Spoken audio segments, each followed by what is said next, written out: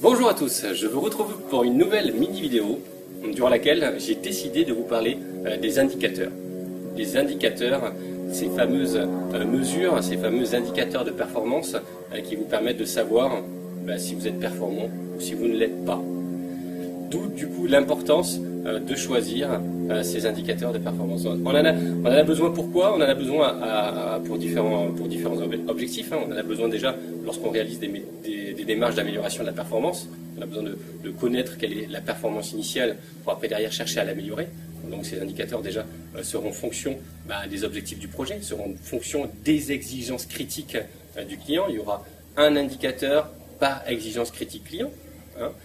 L'exigence critique client va fixer notamment ce qu'on va appeler le Y. Le Y étant l'indicateur, étant la mesure associée à l'indicateur de performance qui va satisfaire en fait le client par rapport à cette exigence critique. Ensuite, on aura besoin d'autres types d'indicateurs. On aura besoin de plusieurs types d'indicateurs. Pourquoi? Parce que justement, on va chercher à comprendre cette performance. On va avoir besoin de données, on va avoir besoin de faits pour justifier, pour analyser la performance. Donc, on va chercher à connaître quels sont de quoi est fonction en fait ce Y.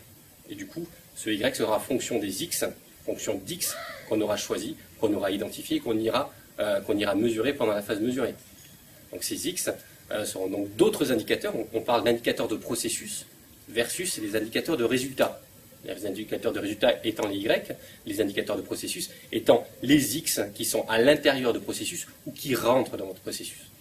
Du coup, toutes ces mesures que derrière vous allez effectuer sur le terrain afin de récolter en fait des données, des datas qui vont vous permettre de connaître les relations qu'il existe entre les Y et les X. Et donc, vous allez avoir pour objectif d'essayer d'établir la relation Y égale f de X. Cause entraîne conséquence. Et bien sûr, l'objectif de votre projet, dans ce projet d'amélioration, l'objectif de ce projet aura d'améliorer, agir sur les X, d'actionner les X, d'actionner les principaux X, les X qui sont à l'origine de la cause fondamentale, actionner les principaux X qui auront un impact sur le ou les Y.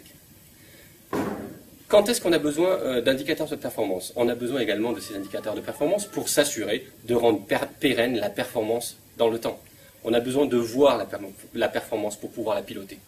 Du coup, par exemple, dans le management visuel, on aura des cartes de contrôle, on aura choisi des indicateurs qu'on positionnera au niveau de ce management visuel, qu'on ira en fait mettre à jour et qu'on ira regarder, qu'on regardera tous les matins, notamment lors des morning meetings, qu'on regardera tous les matins avec son équipe, en fonction des résultats obtenus, des résultats de performance obtenus, on décidera d'action, d'amélioration, d'action de correction pour faire reconverger l'indicateur de performance vers la zone verte, la zone qui satisfait le client, la zone qui satisfait l'entreprise.